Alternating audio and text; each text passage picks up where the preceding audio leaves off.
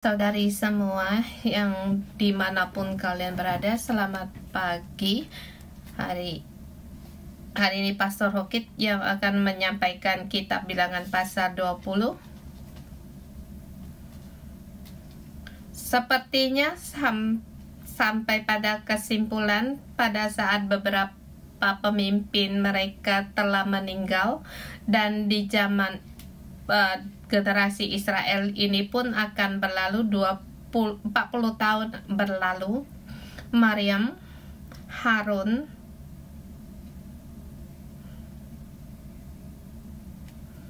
mereka pun di pasal ini mereka meninggal dunia, dan Musa masih ada sisa hidup.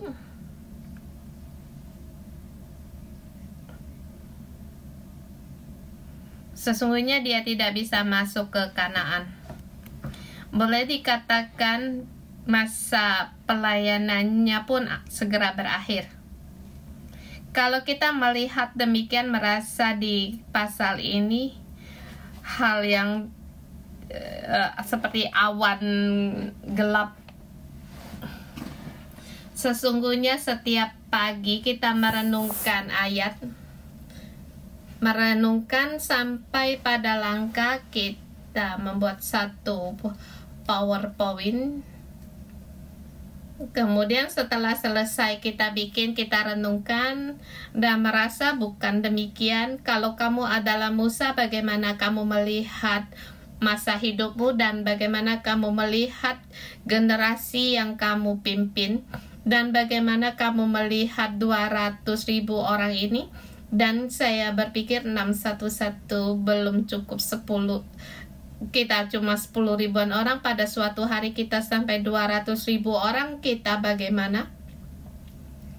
Semua punya pendapat, semua banyak suara. Dan bagaimana dengan ini?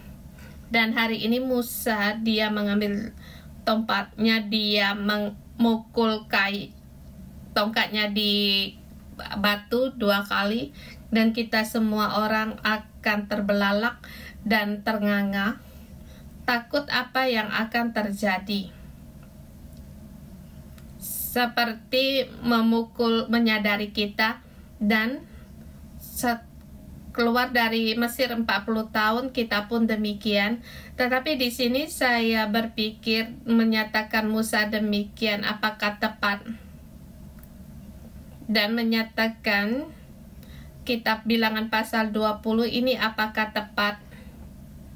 Adakah kita menjengkelkan Tuhan sampai menggunakan tongkat memukul kita baru kita takut? Dan di pasal ini kita melihat arah berbeda pada Musa, dan Musa bisa marah dengan kuat, dia memukul gunung batu.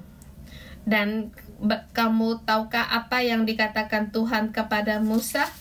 Kamu tidak menyatakan kemuliaanku dan kekudusanku di hadapan jemaat.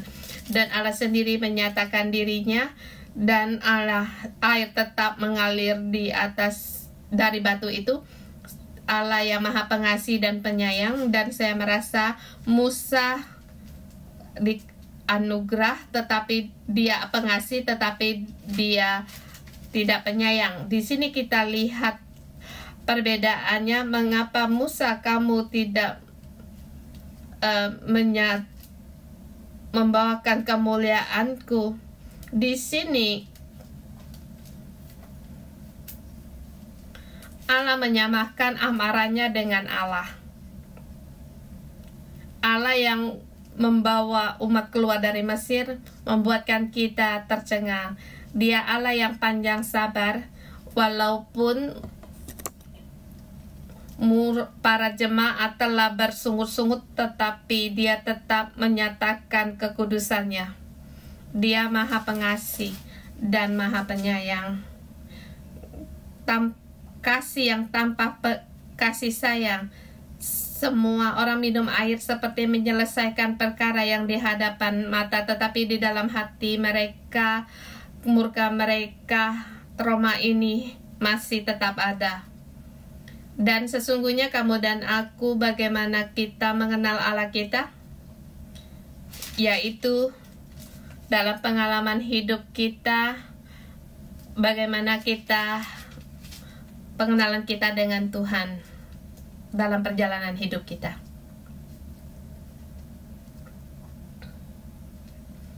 Termasuk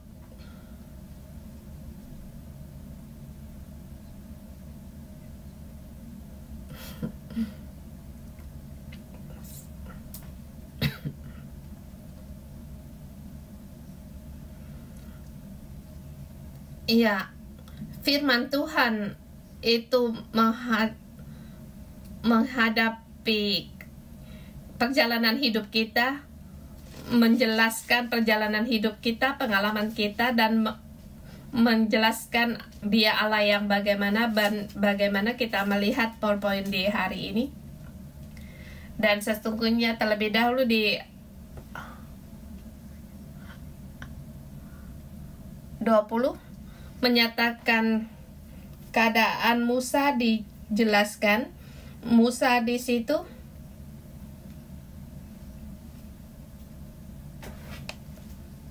di sini berkatalah Musa, sekiranya mati binasa mereka seperti dalam murka Tuhan,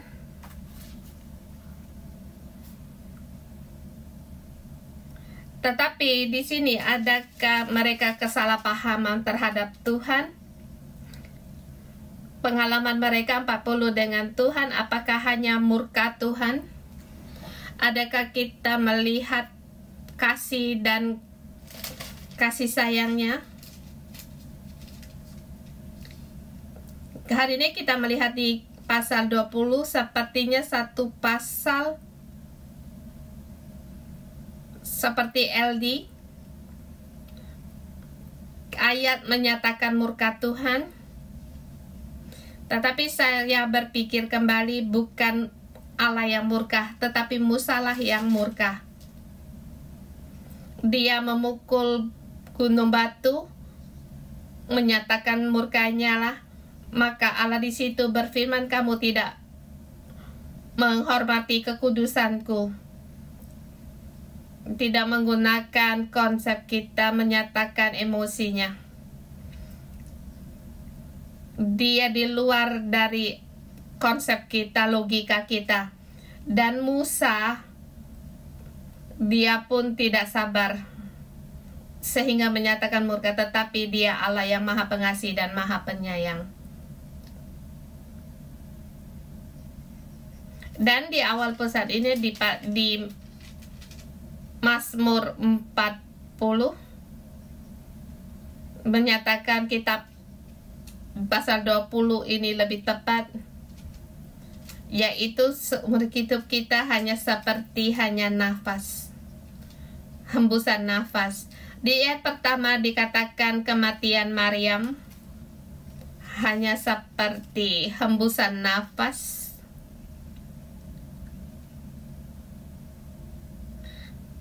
Dan di ayat tidak dicatat ada orang yang menangisi Maryam.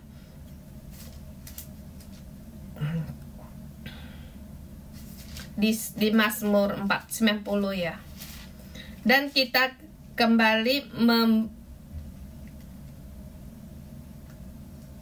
merenungkan bagaimana tentang Musa orang ini.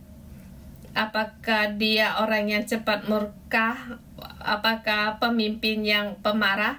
Banyak orang yang takut pada pemimpin. Dan apakah kamu akan berbincang dengan Musa? Ada orang yang menganggap dia cukup sibuk.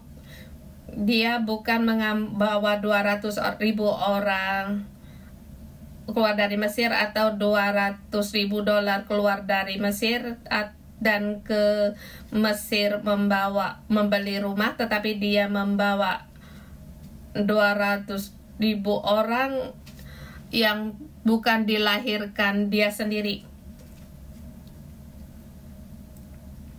Dan dia pun berkata di hadapan Tuhan, Tuhan ingin menjadikan dia seperti seorang bapa yang memangku anaknya Pada saat Musa berkata demikian, kebapaannya jiwanya bertumbuh dewasa bukan membawa sekelompok orang, anak-anaknya, tapi juga anak-anak Allah sebagai seorang bapa untuk mengasihi umat jemaat ini. Sesungguhnya dia merasa dia tidak sanggup menanggung semuanya ini.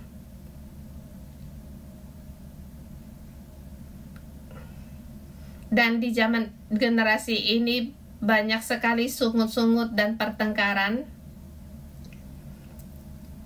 Kemarin ini pasal yang kemarin di pasal 19 ada lewat abu lembu merah betina untuk menyucikan mereka.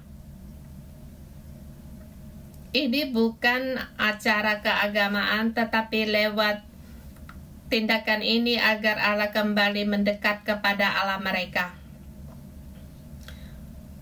Allah yang bisa didekati, tetapi umat harus kudus, dan yang tinggal di luar kemah pertemuan mereka pun harus dikuduskan. Menggunakan pengorbanan lembu betina mereka seperti korban bakaran, dan seluruhnya dibakar, dan abunya dijadikan air petahiran. Dan kita kembali di pasal 19. Kemarin juga dikatakan keadaan ayat yang termasuk di ayat 20 pasal 20 ayat 1. Sesungguhnya Israel mereka terus berjalan sampai di tempat Kades, tempat Allah menyatakan kekudusannya, dan di Kades, nama ini Kades yang berarti kekudusan, kudus. Maryam mati di situ dan dikuburkan di situ, dan kita katakan 40 tahun ini orang Israel terus menguburkan generasi mereka sebelumnya. Sebab Allah berfirman demikian, mereka menolak untuk masuk ke Kanaan, dan semua generasi di atas 20 tahun mereka akan mati di padang gurun. Jadi mereka terus menguburkan, sehingga mereka terus menggunakan air petahis ini untuk menyucikan mereka, menyucikan kemah mereka. Terkatakan Maryam mati di situ. Di ayat juga dikatakan bulan pertama. Di tahun yang keberapa kita tidak tahu. Yang kita tahu adalah permulaan yang baru. Generasi sebelumnya hampir berlalu, tapi mereka belum masuk ke tanah Kanaan. Di 40 tahun waktu hampir pada selesai, mungkin di tahun 38 atau 39. Lihat mereka berapa lama tinggal di dataran Moab. Kemudian mereka lewat dataran Moab masuk ke tanah Kanaan. Tapi di sini bulan pertama itu di zaman generasi yang baru, dan orang-orang generasi yang keluar dari Mesir, mereka telah mati di padang gurun. Dan kita sampai di ayat kita hari ini.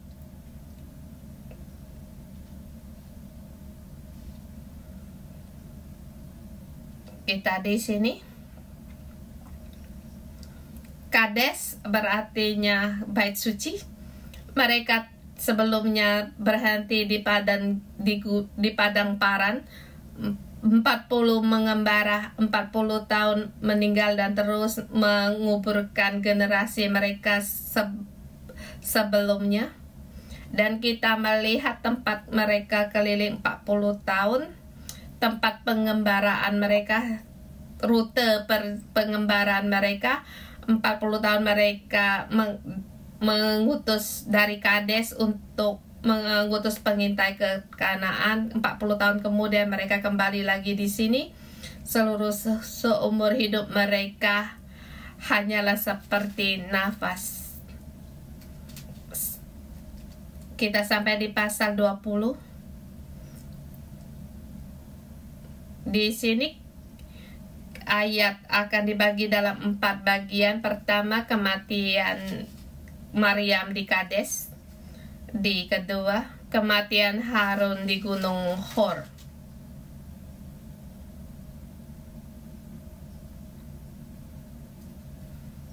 Menurut urutan mereka, satu persatu mereka meninggal, dan Harun yang tertua, kemudian Harun. Di poin kedua,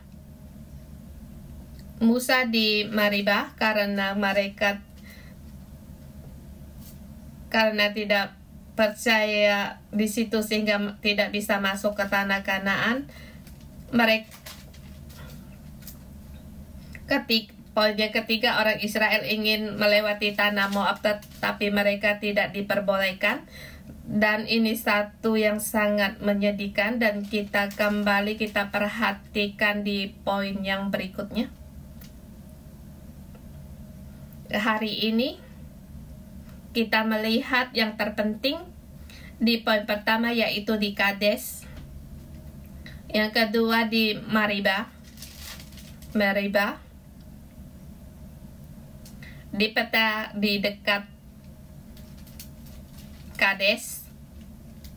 Yang ketiga, mereka ingin melewati tanah Edom tetapi ditolak oleh orang Edom, dan sampai akhirnya sampai ke Gunung Hor, kemudian matilah Harun. Apakah ini seperti satu hembusan nafas? Kita sampai di berikutnya. Maryam, dia adalah seorang nabiah. Pada saat Musa masih kecil, dia dengan anyaman gelagat menyelamatkan Musa. Pada saat mereka melewati Laut Teberau, Maria dengan rebana mereka di situ menari dengan puji-pujian. Seumur hidup Maryam juga layak untuk kita ingatkan, tetapi di kitab Bilangan seperti di pasal 12, dia bersama Harun bersama mengatai Musa, melawan Musa, orang yang terdekat. Mungkin mereka tidak merasa Musa tidak sebab di sesama bisa ada membanding-bandingkan seperti di rumah. Seringkali kita katakan Allah memilih orang yang terkecil di rumah, demikian juga Musa, dia yang terkecil di keluarganya, tetapi seperti kakak abang mereka pun bisa tidak seimbang dengan berbagai menggunakan alasan untuk menyerang Musa dan tidak ada hubungan. Dan ini sesungguhnya hanya membanding-bandingkan iri hati, tidak bisa terima Musa lebih lagi membawa pengaruh. Tetapi Musa bukan ingin membuatkan dia lebih berpengaruh, tetapi Musa dipilih oleh Allah. Dan ini terus mengingatkan pada kita, pada saat kita tidak bisa menerima pemimpin kita, sesungguhnya bukan perkara pemimpin kita, tetapi kita tidak menerima pilihan Allah terhadap orang itu.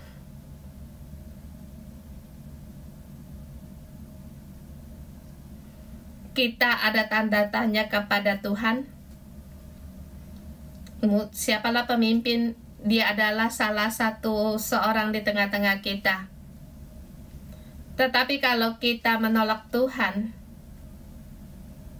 hubungan kita dengan Allah itu sangatlah bermasalah.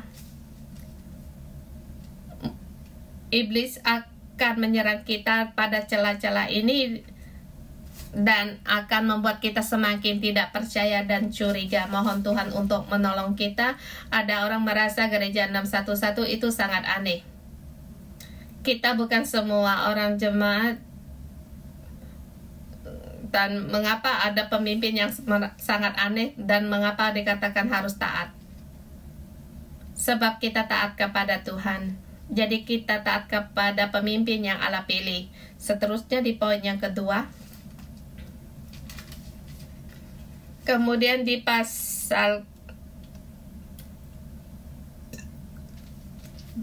7-12 di situ pertikaian antara jemaat, mereka mengatakan kata-kata yang tidak tahu untuk bersyukur. Di ayat ketiga mereka bertengkar, sekiranya kami mati binasa pada waktu saudara-saudara kami mati di hadapan Tuhan. Sepertinya berbelas kasihan kepada saudara-saudara ini, tetapi sesungguhnya mereka tidak bisa terima keputusan dari Tuhan. Sekiranya kami mati binasa, yaitu mengapa kamu memaksa kami keluar dari Mesir, dan dalam kemarahan manusia, dalam akar pahit apapun manusia bisa ucapkan. Tetapi bagi Allah ini seperti drama. Mereka bukannya tidak pernah katakan, bahkan telah didengar berulang kali. Tetapi Musa mulai tidak sabar. Sesungguhnya kita bisa bagaimana untuk tahu bagaimana kita mendengar. Adakala kita mengembala juga membuat kita sangat susah. Mereka dalam mengembara berkeliling, mereka tidak bisa keluar dari padang gurun sebab mereka tidak mau taat. Dan bersamaan waktu dikatakan kata-kata yang tidak taat. Seperti drama yang terus berulang kali.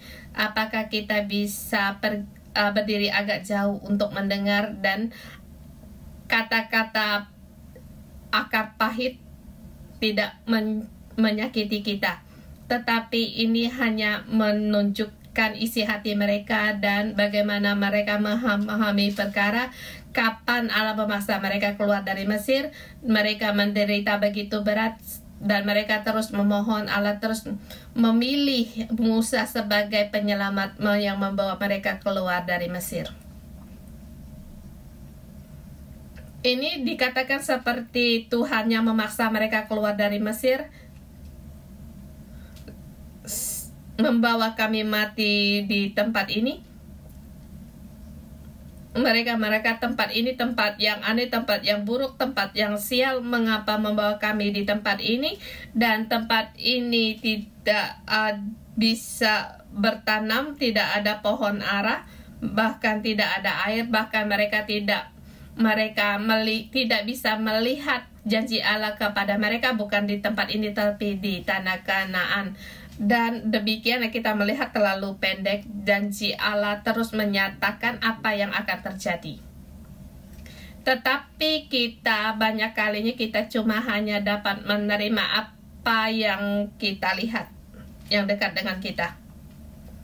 Kita tidak punya pandangan yang jauh, termasuk kita membaca Alkitab pun sama. Firman Tuhan ada kalanya satu profetik, satu nubuatan. Termasuk janji pun iya. Allah berkata kepada Abraham, anak cucumu akan menjadi bangsa yang besar. Itu dikatakan anak cucumu, bukan kamu. Dia cuma seorang membawa satu keluarga yang kecil mengembara. Tetapi Allah berfirman, anak cucumu akan menjadi bangsa yang besar. Raja-raja akan berasal darimu. Pada saat kita membaca ayat ini, mohon Tuhan untuk memberikan kita pandangan kita yang lebih luas, sehingga kita mengenal kehendak Allah. Kita tahu kehendak Tuhan. Dan di sini tidak ada pohon ara, anggur delima, tidak ada air. Mereka bertengkar kepada Allah, maka Allah sujud. Di sini Musa sujud di kemah pertemuan Tuhan, dan kita lihat bagaimana firman Tuhan kepada Musa. 7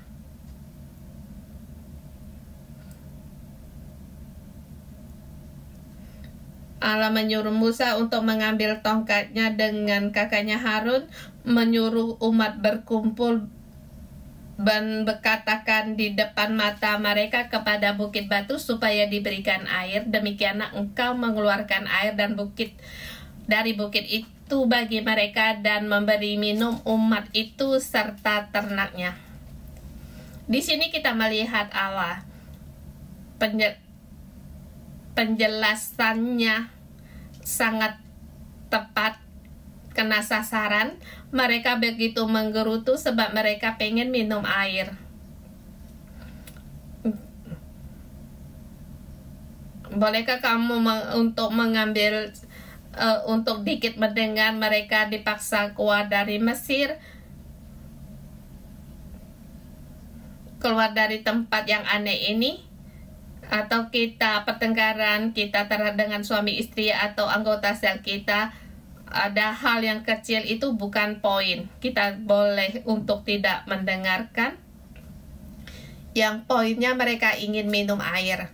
Lalu Allah suruhlah bukit batu dengan mengambil tongkat untuk memerintahkan bukit batu.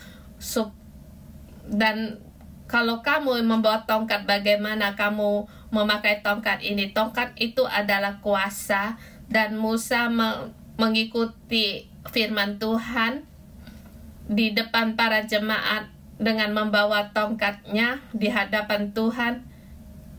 Tetapi Allah tidak menyuruh Musa untuk memukul bukit batu. Allah hanya tahu masalah mereka ingin minum air. Tetap umat bertengkar dengan Allah. Allah tidak perlu bertengkar dengan jemaat, dengan umat.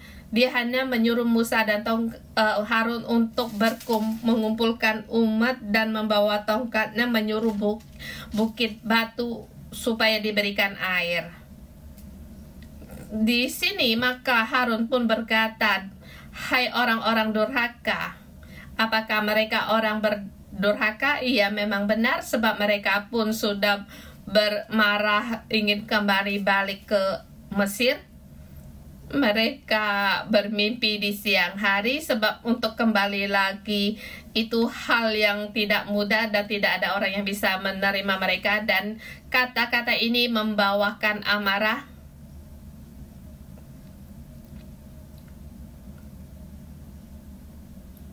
Bisakah kamu melakukan sesuatu dengan tidak mengatakan kata-kata seperti mereka yang begitu pahit? Dan saya sampai pada keputusan, yaitu marah itu adalah sifat. Kalau tidak marah itu adalah keilahian, hanya Allah yang sanggup melakukan. Allah berkata kepada Musa untuk menghormati kemuliaannya. Dia marah kepada orang ini, mengucapkan kata-kata yang tidak sepantasnya, dan kata-kata itu pun membawa kuasa, seperti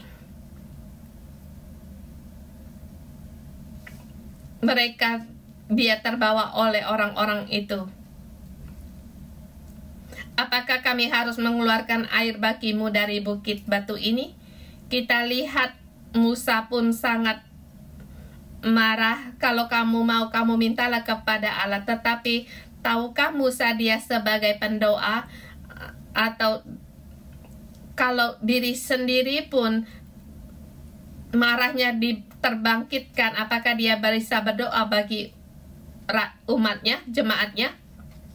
Maka Musa mengangkat tangannya dan memukul bukit batu itu 2 kali.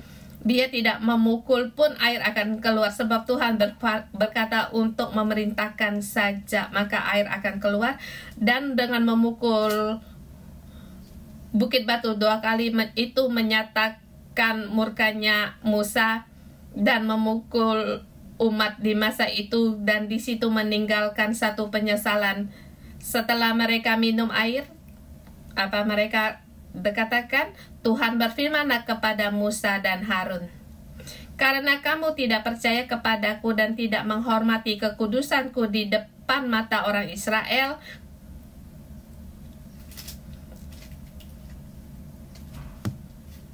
Kalau tidak marah, itu adalah keilahian, bukan sifat manusia.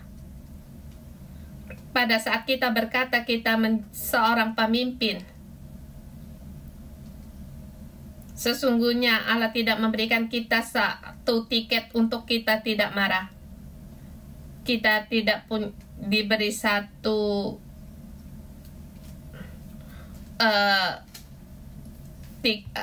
izin untuk kita tidak marah, tapi kita tidak mengerti.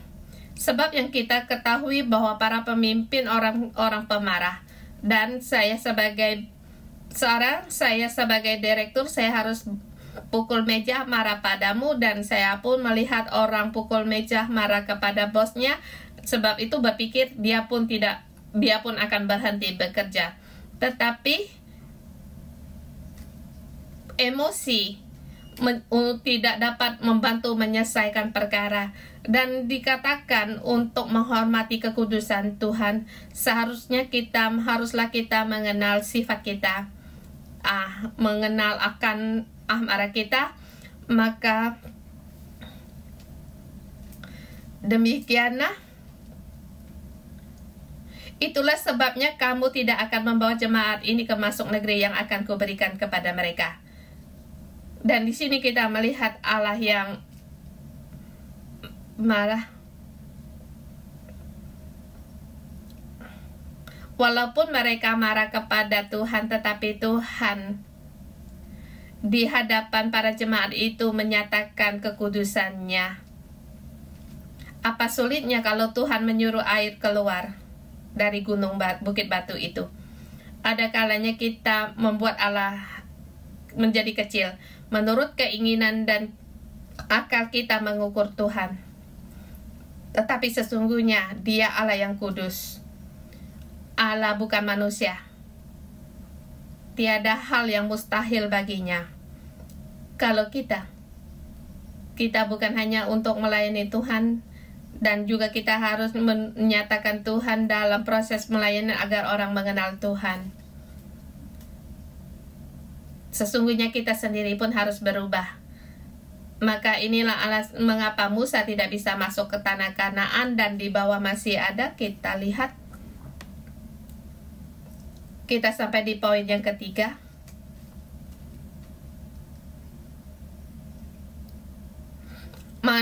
Orang Israel tidak mendapatkan kasih sayang untuk lewat tanah Edom. Dan di ayat ini kita tidak perlu secara rumit untuk kita lihat. Dan di sini satu hal yang saya salut kepada Musa, membuat Allah berkata kepada Musa, kamu tidak bisa masuk tanah Kanaan. Kalau kamu Musa, apa yang menjadi jawaban bagimu? Kita lihat Musa tidak menjawab apapun. Pada saat Adam berfirman kepada Adam dan Hawa akan menghadapi hasilnya, apakah harus demikian menghadapi? Mereka pun diam. Ia memang telah berbuat salah. Benar, telah berbuat salah. Bolehkah minta pengampunan? Kehendak Allah dinyatakan. Kamu tidak bisa ke Kanaan. Sesungguhnya Allah, bisakah kita serukan lagi? Mohon kepadanya.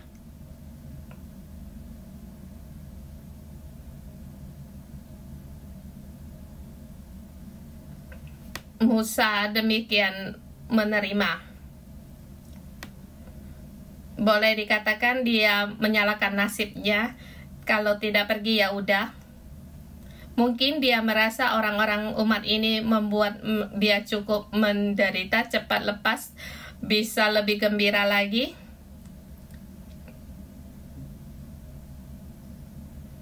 Tidak bisa menemani mereka masuk tanah Kanaan. Sesungguhnya banyak hal yang bisa diubah. Sesungguhnya apa yang Tuhan firmankan bisa di sini juga kita bisa memohon dan memohon Tuhan untuk mengubah. Tetapi kita melihat Musa tidak meminta dan dia terus bekerja dan mengutus 2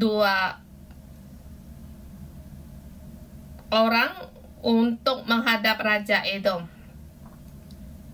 dan mengatakan hal-hal yang di bawah ini, sesungguhnya kita melihat Tuhan tidak mendapatkan kasih. Dia mohon kepada Raja Edom satu kata, lebih banyak lagi, tidak ada hasil. Tetapi di sini saya tetap salut kepadanya. Dia tetap melakukan hal ini, dan saya berkata kepadanya, hanya melayani, tetapi tidak ada hubungan dengan Allah.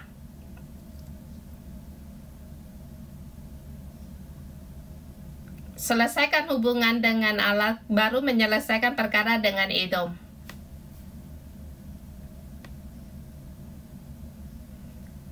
Di situ hanya melayani, bekerja. Sesungguhnya tidak ada kasih sayang. Dan kita lihat di poin berikutnya. Di poin keempat, Harun, dia pun tidak bisa masuk ke tanah perjanjian. Sesungguhnya Allah tidak menghitungkan perkara Harun tentang lembu tuangan, dan juga tidak mengatakan Musa, mengatakan tentang dia dengan Maryam yang mengatai Musa, yang melawan Musa. Tetapi karena hal ini di air Maribah, Musa dan Harun, mereka tidak menunjukkan kekudusan Tuhan, sehingga mereka tidak bisa masuk ke tanah Kanaan, tanah perjanjian. Dan akhirnya Harun pun meninggal, dia wafat, dan jubahnya diteruskan kepada anaknya Eleazar, dan menangisi Harun 30 hari lamanya. Seharusnya dikatakan untuk dirinya meratapi 30 hari, imam yang dipakai Allah pun meninggalkan mereka. Dan ini perasaan yang rumit, tapi yang harus dijelaskan hari ini cukup. Tapi apakah pasal 20 bisa mewakili seluruh kitab Bilangan 20 untuk meredakan murka Tuhan? Manusia hanya seperti rumput dalam satu hari menjadi kering. Adakah Allah itu Maha Pengasih dan Penyayang? Tapi kita tetap melihat Allah terhadap umatnya, dia Maha Pengasih dan Penyayang. Jadi sampai akhirnya dia mengubah tema dalam PowerPoint, Allah Maha Pengasih dan Penyayang. Musa pun bisa tetap berbicara dengan Allah. Dia pun, kita pun harus baik-baik melakukan hubungan dengan pemimpin kita. Jangan mengatakan hal-hal yang pahit, agar hari-hari kita semakin baik. Kiranya Tuhan memberkati firman-Nya. Amin.